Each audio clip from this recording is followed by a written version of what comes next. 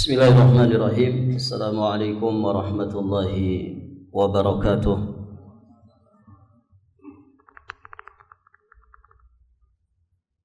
Alhamdulillahi rabbil alamin. Wassalatu wassalamu ala asyrafil anbiya'i wa imamil mursalin, nabiyyina Muhammadin alaihi afdhalus salati wa atammut taslim, wa ala alihi wa ashabihi ajma'in wa sallama tasliman mazidan ila yaumiddin, thumma amma ba'd. Allahumma inna nas'aluka ilman nafi'an wa na'udzu bika min ilmin la yanfa'. Ya hayyu ya qayyum birahmatika nastaghith, aslih lana sya'nana kullah wa la takilna ila anfusina tarfata 'ain. Para hadirin, ikhwati fiddin wa akhwat fillah, rahimani wa rahimakumullah. Alhamdulillah, kita bersyukur kepada Allah. Pada kesempatan ini kita akan masuk di pembahasan bab yang ke-36, Babu Maja'a Firriya, bab tentang riya. Bab ini, para hadirin jamaah yang dirahmati Allah, sebagaimana bab-bab sebelumnya dan juga bab-bab setelahnya, memiliki kedudukan yang sangat besar sekali untuk kita kaji, untuk kita pahami, selanjutnya untuk kita hindari dan berlindung kepada Allah Subhanahu wa taala darinya. Hadirin jamaah yang dirahmati Allah, di bab ini muallif rahimahullahu ta'ala, beliau membawakan satu ayat dari Al-Quran, kemudian dua hadis dari Nabi sallallahu alaihi wa alihi wasallam. Jadi bab ini sebetulnya bab yang pendek, namun karena pembahasannya sangat penting untuk kita kaji, kita akan jelaskan sedikit panjang berkaitan dengan bab ini. Kita akan bahas insyaallah ta'ala 7 poin pembahasan berkaitan dengan riya, dan termasuk di dalamnya nanti pembahasan tentang sum'ah, karena riya dan sum'ah ini ya mirip, ya seperti adik kakak. Baik, para jamaah yang dirahmati Allah, 7 pembahasan yang akan kita bahas.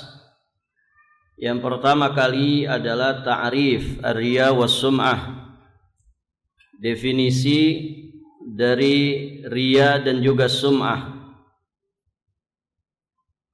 Kemudian berikutnya adalah khatarur riya, bahayanya penyakit riya. Kemudian pembahasan yang ketiga yang nantinya akan kita bahas adalah tentang 2 macam dari penyakit riya.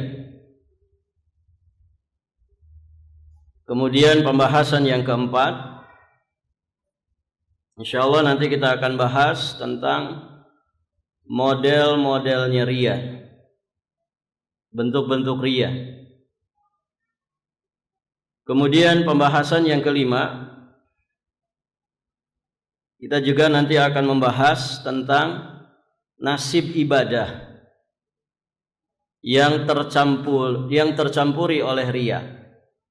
Jadi bagaimana hukum ibadah, nasibnya ibadah yang dilakukan oleh manusia saat tercampuri oleh penyakit riya ini.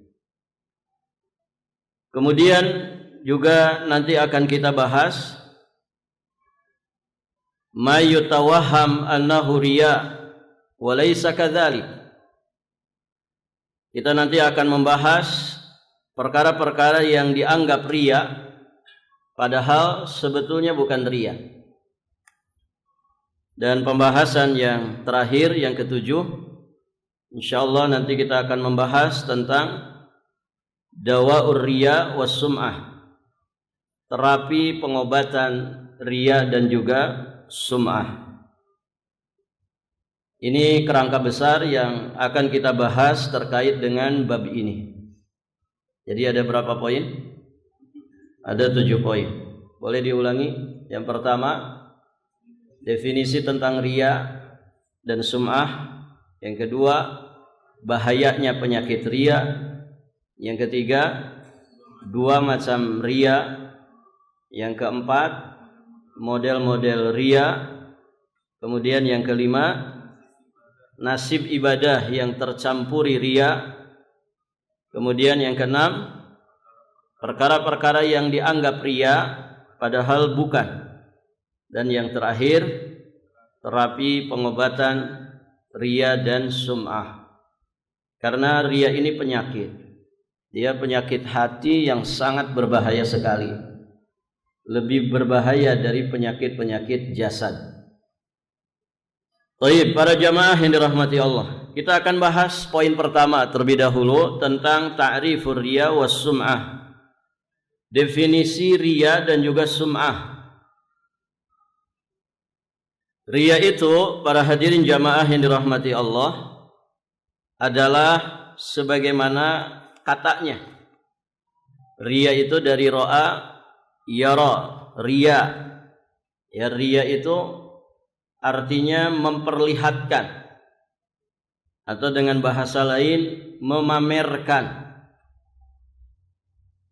Memamerkan atau memperlihatkan amal kepada orang lain agar mendapatkan pujian dan sanjungan. Memamerkan, memperlihatkan amal kepada orang lain dengan niatan supaya dipuji, supaya disanjung-sanjung, supaya mendapatkan kedudukan di hati manusia. Nah, ini namanya riya.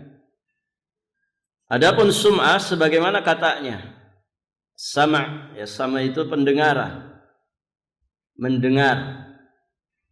Yang dimaksud adalah memperdengarkan amal kepada orang lain agar mendapatkan pujian, mendapatkan sanjungan, mendapatkan kedudukan di hati manusia.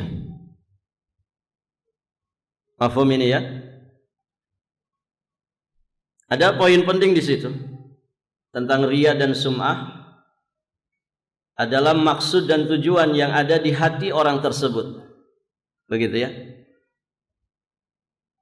Jadi di situ ada kerjaan hati yang membedakan. Karena para hadirin jamaah yang dirahmati Allah, tidak semua amal itu dilakukan dengan sembunyi-sembunyi, menyembunyikan amal. Juga tidak semua amalan itu kemudian tidak diperdengarkan. Ada amalan-amalan yang memang harus kedengaran. Ya tidak? Azan misalkan. Apa mungkin azan dengan silent? Kenapa antum azannya cuman komat kamit aja?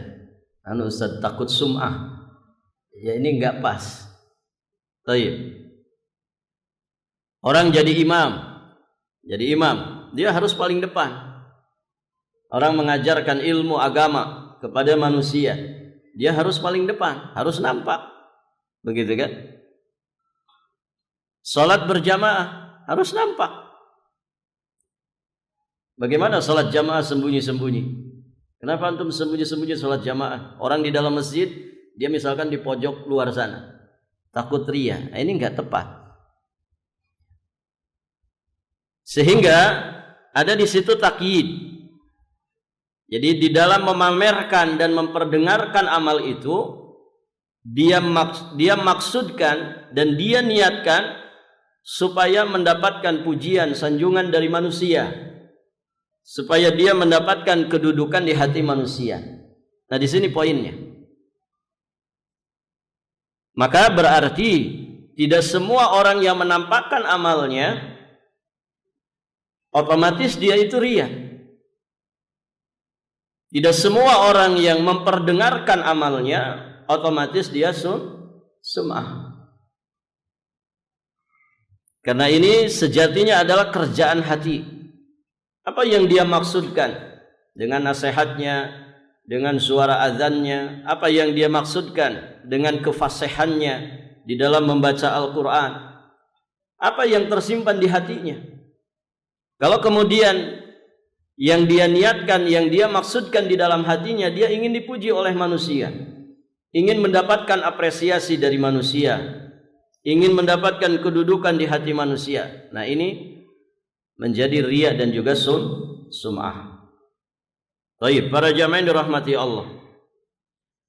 Para ulama juga membahas tentang al-farqu bainar riya wa sum'ah.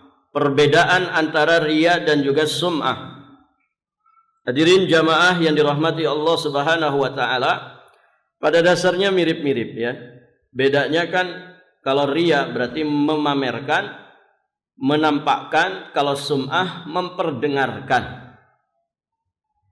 Tidak mesti amalannya kelihatan, tapi ketika diperdengarkan dengan maksud mendapatkan pujian, nah ini sum'ah. Nah, kalau riya dia pamer. Riya itu dia menampakkan. Baik, itu dari sisi kalimatnya sudah nampak perbedaannya. Sebagian ulama juga menyatakan bahwa annar riya yakunu fil fi'il. Riya itu berkaitan dengan fi'il. Fi'il itu perbuatan. Was-sum'ah takunu fil qaul. Ya, sedangkan sum'ah itu berkaitan dengan ucapan. Sebagian ulama juga mengatakan al-farqu baina ar-riya was-sum'ah, ar-riya an ya'mala li ghairillah. Riya itu adalah menampakkan amal karena selain Allah. Tujuannya bukan karena Allah, tapi karena ingin dilihat oleh orang lain. Adapun sum'ah an yakhfa amalahu wa yuhadditsu bihin nas. Sedangkan sum'ah adalah dia menyembunyikan amalnya, namun kemudian dia membicarakannya, memperdengarkannya kepada manusia. Saya ulangi ikhwan, sebagian ulama ketika menjelaskan perbedaan antara riya dan sum'ah, ar-riya an ya'mala li ghairillah. Riya itu adalah orang yang menampakkan amal karena selain Allah. Was-sum'ah, sedangkan sum'ah an yakhfa amalahu, dia menyembunyikan amalnya, wa yuhadditsu bihin nas, untuk selanjutnya dia ceritakan kepada manusia sehingga mereka mendengar, mereka mengetahui, selanjutnya mereka memuji, menyanjungnya. Baik para jamaah, berarti sum'ah itu tidak mesti amalannya kelihatan. Ada orang sholat tahajud di sepertiga malam terakhir, di keheningan malam, tidak ada seorang pun yang mengetahui sholat tahajudnya ini. Apakah bisa sum'ah ikhwan? Bisa sum'ah enggak? Bisa ya. Bagaimana caranya? Dia ceritakan ke orang. Dia ceritakan ke orang. Sehingga orang mendengar tahajudnya itu. Akhirnya mengetahui. Dan dia niatkan itu semua dalam rangka mendapatkan pujian. Mendapatkan kedudukan tersendiri, nilai tersendiri di hati manusia. Baik para jamaah yang dirahmati Allah Subhanahu wa taala. Nah, itu sum'ah. Ya, bisa jadi amalnya tidak nampak, amal yang memang tersembunyi, tapi ternyata ya dia kemudian menceritakannya kepada orang lain. Sehingga amal itu jadinya tidak tersembunyi lagi. Karena dia ceritakan kepada orang, akhirnya orang mendengar dan mengetahuinya. Baik, para jamaah yang dirahmati Allah. Nah, itu beberapa penjelasan para ulama terkait dengan perbedaan antara riya dan juga sum'ah. Baik. Dari penjelasan definisi saja kita bisa mengetahui bahwa betapa rawannya amal kita itu terjatuh ke dalam riya dan juga sum'ah. Karena hadirin jamaah yang dirahmati Allah, riya sum'ah itu kan kerjaan hati. Ya, sedangkan hati kita ini yataqallab, sangat-sangat mudah untuk berbolak-balik. Ganti suasana saja itu hati kita bisa berbalik. Begitu ya. Ketika terjadi situasi yang berubah, barakallahu fikum, ya, terkadang hati ini begitu mudah juga berbalik. Terkadang ikhwati fiddin, tanggal muda dengan tanggal tua itu suasana hati kan berbeda. Begitu ya. Ketika sedang mendukung ya segala sesuatu yang ada di sekitar kita, dengan ketika tidak seperti itu, terkadang begitu cepatnya hati kita terpengaruh. Ketika banyak orang dengan ketika sedikit orang. Ketika antum ngajar misalkan yang hadir banyak, dengan ketika ngajar yang hadir sedikit. Ini kalau tidak pandai jaga hati, terkadang bisa pengaruh ini hati ini. Akhirnya ketika yang hadir sedikit, malas-malasan, asal-asalan. Tapi ketika yang hadir banyak, oh Masya Allah, ya dia curahkan semua kemampuannya. Nah, betapa rawannya hati ini terjatuh ke dalam riya dan sum'ah. Ya, terlebih di masa-masa ini, ya segala sesuatu sangat mudah dipamer-pamerkan. Ada orang bisa pasang status 24 jam, kan begitu ya. Tidaklah dia berpindah dari satu kegiatan kepada kegiatan yang lainnya, melainkan selalu diposting. Ya, mungkin pas di toilet saja dia nggak diposting. Makan siangnya, makan paginya, berangkat kerjanya. Barakallahu fikum. Hadirin jamaah yang dirahmati Allah Subhanahu wa taala, maka kita mesti waspada dari dua penyakit yang berbahaya ini. Karena dia bisa menggerogoti amal soleh kita, bisa merusak pahalanya, bahkan bisa menghancurkan, menghanguskan pahala daripada amal kebaikan kita. Oleh karenanya, poin berikutnya yang akan kita bahas adalah khatar ar-riya was sum'ah. Bahayanya penyakit riya dan juga sum'ah. Hadirin jamaah yang dirahmati Allah, riya dan sum'ah ini adalah penyakit yang membinasakan, penyakit yang mematikan, yang mesti kita waspadai. Baik. Kalau mendengar dua penyakit ini kira-kira bayangan kita kepada siapa? Orang yang berbuat baik atau orang yang berbuat jahat?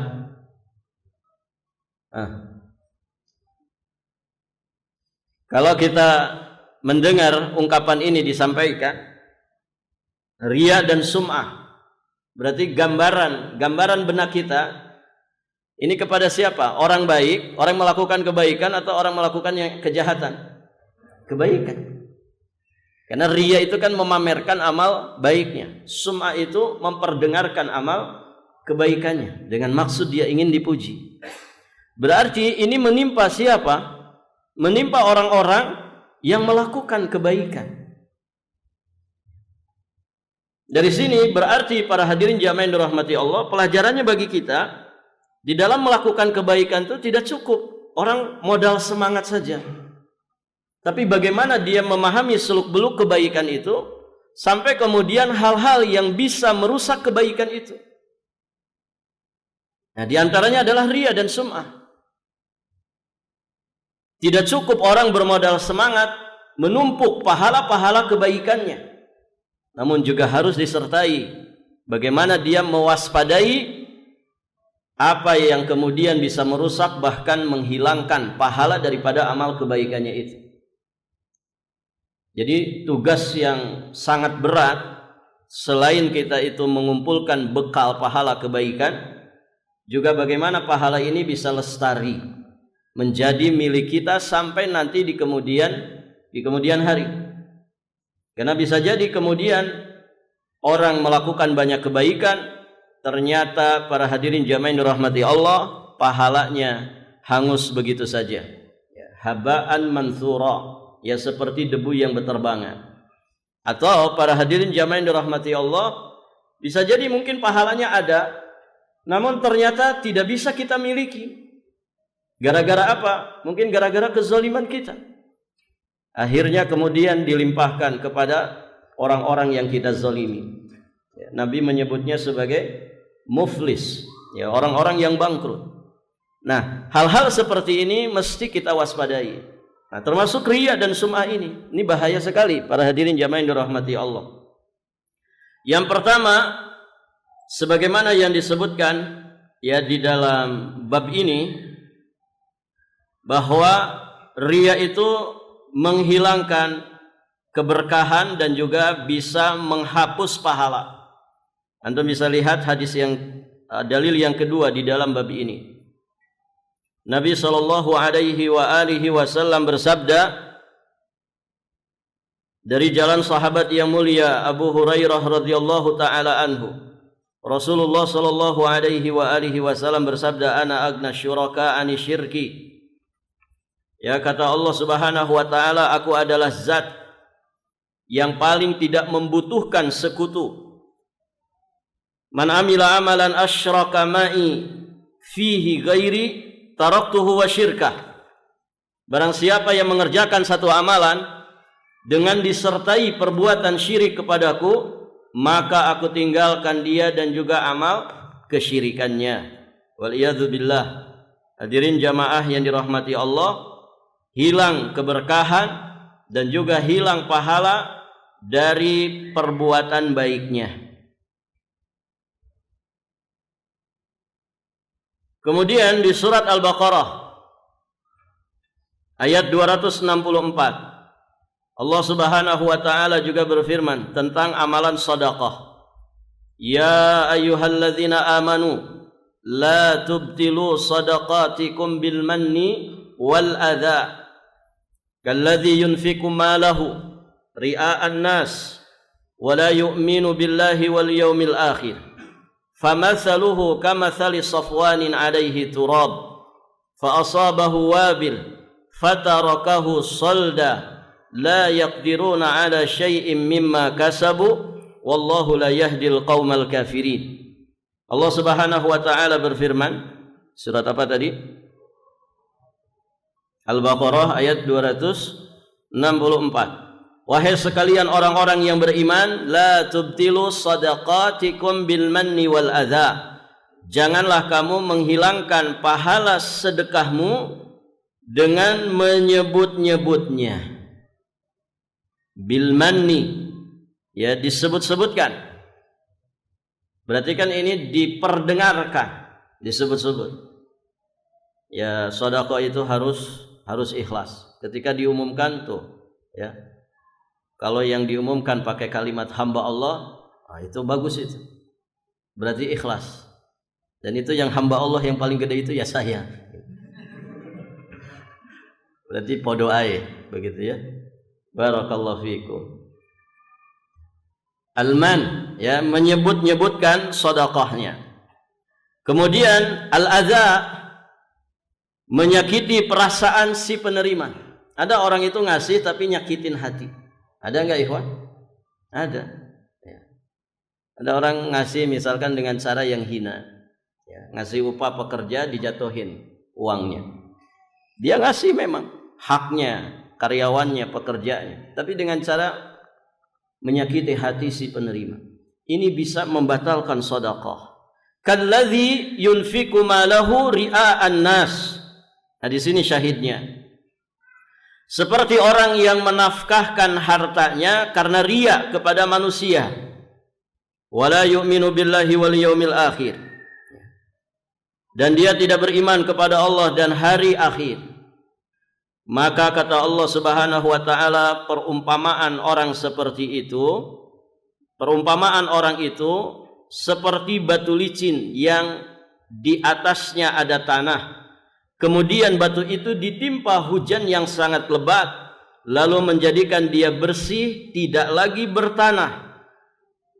Mereka tidak menguasai sesuatu apapun dari apa yang mereka usahakan. La yaqdiruna ala syai'in mimma kasabu wallahu la yahdil qaumal kafirin. Dan Allah Subhanahu wa taala tidak memberi petunjuk kepada orang-orang kafir. Perhatikan di sini para hadirin jamaah yang dirahmati Allah. Jadi sedekah itu bisa batal dengan man, kemudian dengan adza. Sebagaimana sedekah bisa batal seperti orang yang dia berinfak dengan maksud riya kepada manusia. Tidak ada iman pada dirinya kepada Allah dan juga yaumul akhir. Kemudian Allah misalkan, permisalannya seperti batu licin yang kemudian ada tanah di atasnya, diguyur hujan lebat, maka seketika itu juga ya batu tersebut menjadi bersih, licin kembali tanpa tanah. Artinya itu pahala sedekah yang riya. Yang tadinya ada pahalanya kemudian hilang begitu saja gara-gara riyanya. Wal iyadzu billah. Para hadirin jamaah yang dirahmati Allah. Dan orang-orang yang riya nanti di akhirat, hadirin jamaah yang dirahmati Allah, mereka akan diperintah oleh Allah Subhanahu wa taala meminta pahala kepada orang yang mereka riya kepadanya. Kira-kira bisa enggak? Tidak bisa.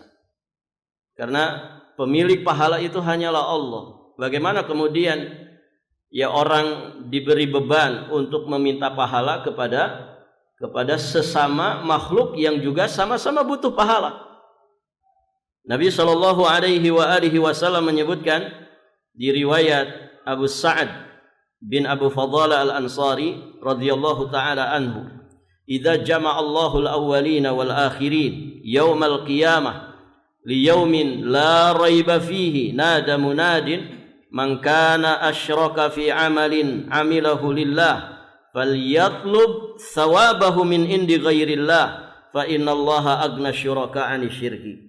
Apabila Allah Subhanahu wa taala mengumpulkan manusia terdahulu dan juga manusia yang terakhir pada hari kiamat nanti, di hari liyaumin la raiba fi, di hari yang tidak ada keraguan di dalamnya, maka nada munadin, akan ada seorang penyeru yang menyeru. Apa yang diserukan? Man kana asyraka fi amalin, barang siapa yang berbuat syirik yang dia kerjakan untuk selain Allah Subhanahu wa taala, berbuat syirik pada amalan yang seharusnya dia niatkan hanya untuk Allah Subhanahu wa taala, falyatlub thawabahu, hendaknya dia meminta pahalanya kepada selain Allah tersebut, sehingga sesungguhnya Allah Subhanahu wa taala itu tidak membutuhkan sekutu. Allah zat yang tidak membutuhkan sekutu. Hadirin jamaah yang dirahmati Allah, tentu ini adalah perintah yang tidak akan mungkin bisa dikerjakan. Dan tentu itu adalah termasuk bagian daripada iqab, bagian daripada azab yang Allah Subhanahu wa taala timpakan. Jadi diberi beban dengan sesuatu yang tidak dimampuinya. Ikhwan, di dunia saja kalau kita dikasih perintah, dikasih beban yang itu bukan kapasitas kita, kira-kira masalah besar enggak bagi kita? Masalah. Ya, masalah besar. Orang bisa sakit-sakitan. Ya, orang bisa kurus tanpa melakukan diet. Begitu kan? Ini terjadi. Ya. Ada seorang yang kita kenal, para hadirin jamaah yang dirahmati Allah, beliau seorang pegawai BUMN ya di sini, Balikpapan. Karena beliau jamaah masjid, suatu ketika keadaannya berubah.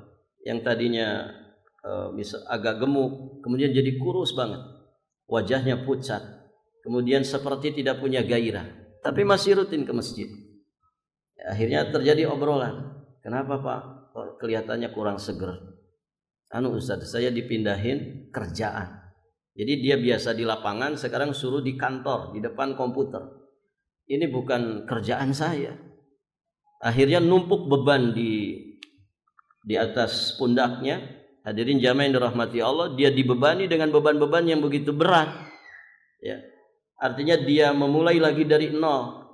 yang sejatinya itu bukan bidangnya. Ini Masya Allah, di dunia bisa seperti itu, ikhwan. Ya. Orang bisa sakit-sakitan, orang bisa stres, bisa depresi, ya, bisa turun berat badannya ketika dia mendapatkan beban di luar kapasitas kemampuannya. Bagaimana kemudian kalau ini terjadi di akhirat nanti? Dan ada model-model azab yang seperti itu. Sama seperti al-musawwirun. Al-musawwirun, orang-orang yang perupaka, penggambar makhluk-makhluk bernyawa. Hadirin jamaah yang dirahmati Allah, salah satu azabnya apa? Dia nanti akan dibebani ya untuk meniupkan ruh kepada rupaka-rupaka atau gambar-gambar yang dia buat, gambar-gambar bernyawa yang dia buat. Dia disuruh meniupkan ruh kepada gambar-gambar yang pernah dia buat, yang pernah dia lukis ketika di dunia. Kenapa? Karena dia menandingi Allah Subhanahu wa taala. Baik, para jamaah yang dirahmati Allah, siapa yang mampu kemudian meniupkan ruh? Orang mungkin saja bisa melukis sekian dimensi begitu ya, melukis sesuatu sampai persis mirip sekali. Mungkin bisa seperti itu. Ya, bahkan sekarang katanya ada orang bikin manusia buatan, mirip manusia. Ya, dia bisa bicara, bisa apa. Namun para hadirin jamaah yang dirahmati Allah, siapa yang kemudian kuasa meniupkan ruh? Nah, ini dikasih beban, dikasih perintah apa yang tidak dimampui. Ini bagian daripada azab. Nah, pun demikian, meminta pahala. Siapa kemudian orang yang akan memberikan pahala kepada kita di kehidupan akhirat? Ya, sedangkan masing-masing orang juga membutuhkan pahala.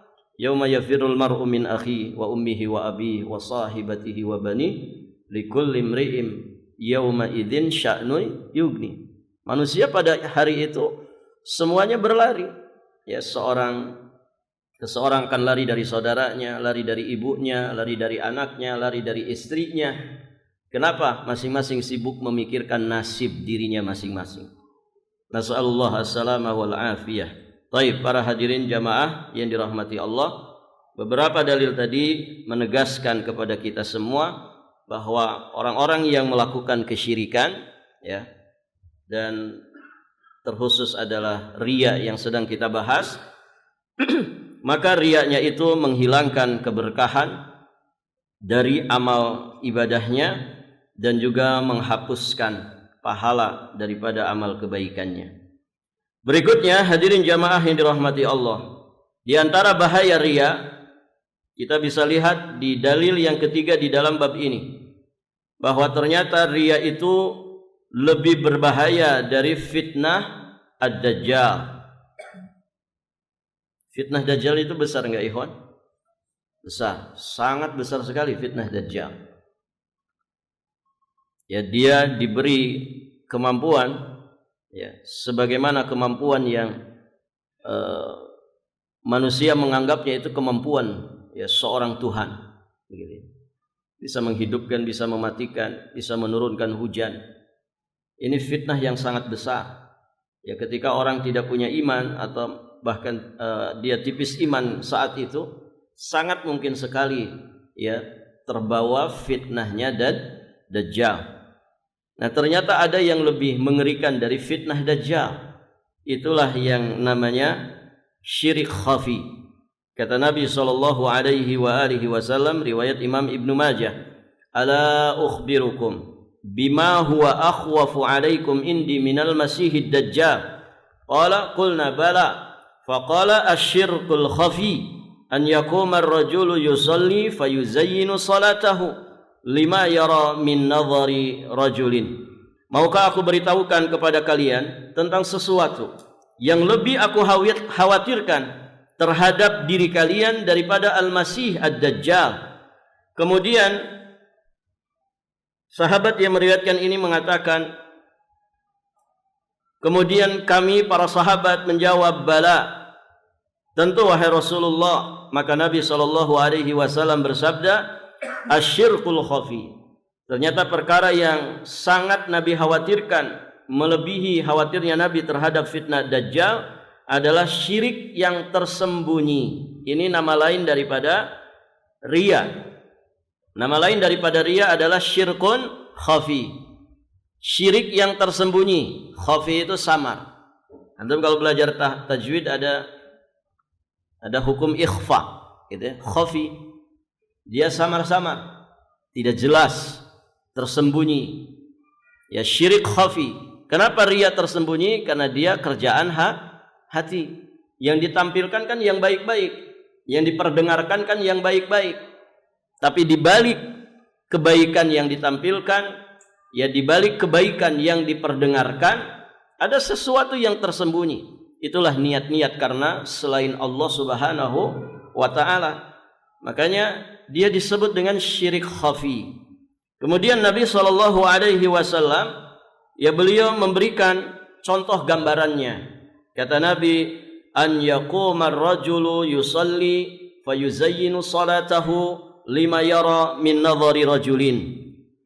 Yaitu seseorang yang mengerjakan salat, dia kemudian memperindah salatnya, membaguskan salatnya dengan harapan ada seseorang yang memperhatikannya. Karena dia tahu ada nanti orang yang kemudian melihat dan menyaksikan ibadah salatnya itu.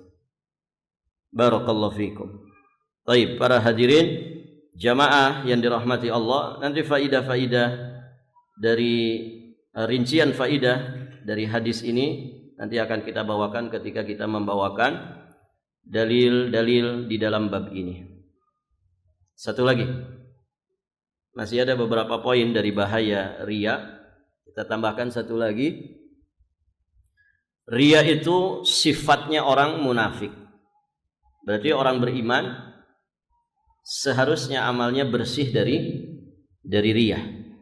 Karena riya itu sifatnya orang munafik. Allah gambarkan di surat An-Nisa ayat 142. Innal munafiqin yukhadi'una Allah wa huwa khadi'uhum. Wa idza qamu ila sholati qamu kusala. Yura'una an-nas wa la yadhkuruna Allah illa qalila. Sesungguhnya orang-orang munafik itu yukhadi'una Allah, berkhidah kepada Allah, yakni menipu Allah Subhanahu wa taala. Dan Allah akan membalas tipuan mereka itu. Kemudian Allah menjelaskan di antara sifatnya orang-orang munafik, wa idza qamu ila sholati qamu kusala. Apabila mereka berdiri untuk salat, mereka berdiri dengan malas. Ini sifat pertama mereka. Mereka salat, tapi ketika berdiri salat, mereka berdiri dengan penuh kemalasan, tidak sergap, yang tidak mantap di dalam mengerjakan ibadah sholat. Pokoknya setiap rakaat nguap terus, begitu ya. Dan kelihatan para hadirin jamaah yang dirahmati Allah, orang yang nggak sergap dalam ibadah sholat, yang malas di dalam ibadah sholat itu nampak, gitu ya. Yang aslinya dia ogah sebetulnya melaksanakan sholat. Karena orang munafik itu kan dia sholat tidak pakai iman, dia sholat tidak mengharap pahala di sisi Allah, tapi murni riyaan. Murni karena dia ingin menampakkan sholat itu di hadapan Rasulullah, di hadapan kaum muslimin saat itu, yakni di hadapan para sahabat. Untuk apa? Kepentingan dunia. Mereka takut dibunuh, takut diperangi, takut dirampas hartanya, takut dirusak kehormatannya. Ini kan semuanya tujuan-tujuan duniawi. Jadi idza qamu ila shalah qamu kusala. Apabila mereka berdiri untuk salat, mereka salat dengan penuh kemalasan. Kemudian sifat yang kedua, yura'unan nas. Mereka riya kepada manusia. Riya dengan salatnya di hadapan manusia. Kemudian sifat yang ketiga, wala yadhkurunallaha illa qalila. Dan mereka tidak zikir kepada Allah kecuali sedikit saja. Na'udzubillah tsumma na'udzubillah. Coba cek masing-masing kita tentang sholat kita ini. Ada nggak di antara tiga sifat ini? Kalau kita masih malas-malasan sholat, ikhwan, berarti kita terindikasi penyakit riya. Kok udah azan lagi? Barusan azan. Kayaknya berat banget begitu dengar azan itu. Ikhwan, yang berat dengar azan itu siapa? syaitan. Ya, makanya pantas ada setan bangsa manusia. Ya kan? Idza nudiya bis-shalah adbara syaitan wa lahu dura. Begitu kata Nabi. Apabila dikumandangkan nida, dikumandangkan azan, adbara syaitan. Ya, setan itu lari. Wa lahu durat. Durat itu buang angin yang ada bunyinya. Durat. Lari terkentut-kentut. Begitu ya. Jadi kalau dengar azan kemudian menjauh dari azan, dari tempat dikumandangkannya azan, ini setan. Setan. Dan setan itu kan dua. Ada bangsa jin, ada bangsa manusia. Jadi kalau orang dengar azan malah menjauh, bubar azan. Bubarnya ternyata bukan masuk ke masjid, gitu. Tapi bubar menjauh dari masjid. Orang yang para jamaah yang dirahmati Allah, ada kesenian-kesenian yang di situ jin atau setan dari bangsa jin terlibat. Kesenian-kesenian biasanya daerah-daerah tertentu. Barakallahu fikum. Kami dulu pernah punya teman yang mantan pemainnya. Nah, itu cerita. Jadi kami nggak boleh main mepet waktu sholat. Karena kalau kebablasan nanti, ya, ketika mereka bermain, ya, kemudian dikumandangkan azan, nah itu setan-setan yang ada di tubuh mereka bisa lari. Kalau bisa lari, mereka bisa celaka, begitu ya. Artinya kalau orang sedang atraksi itu bisa celaka atraksi. Makanya jauh-jauh dari waktu azan. Dan itu diketahui oleh mereka. Ya. Dan sesuai dengan apa yang disabdakan oleh Rasulullah Shallallahu Alaihi Wasallam. Maka cek coba sholat kita. Masih adakah sifat malas? Masih adakah sifat ria? Gitu ya. Kalau giliran suami misalkan di rumah, masya Allah itu istri, ya. Dikit-dikit hampar sajadah, dikit-dikit hampar sajadah. Kenapa? Suaminya ada di rumah. Coba suaminya di lokasi, gitu. Di depan TV dia, begitu ya. Baru azan, gitu ya. Nanti belum qomat, gitu. Masih panjang, begitu ya. Zuhur ke asar itu kan panjang. Akhirnya dia kerjakan sholat zuhur menjelang asar. Kenapa? Suaminya nggak ada di rumah, sedang di lokasi. Giliran suaminya ada di rumah, masya Allah. Dikit-dikit hampar sajadah, gitu.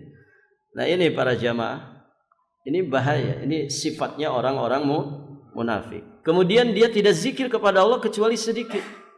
Nah kalau dalam salat kita yang kita ingat itu bukan Allah, yang kita ingat itu bukan urusan-urusan salat, bukan bacaan yang kita tafakuri dan tadaburi, justru malah hal-hal yang di luar daripada ibadah salat, yang ternyata itu rata-rata urusan dunia. Nah ini juga berarti kita terindikasi mengidap penyakit nifaq. Dan satu lagi para jamaah, ada hadis Nabi, inna asqala salatin 'alal munafiq salatul isya wa salatul fajri. Sesungguhnya seberat-beratnya salat atas orang-orang munafik adalah salat isya dan salat fajar.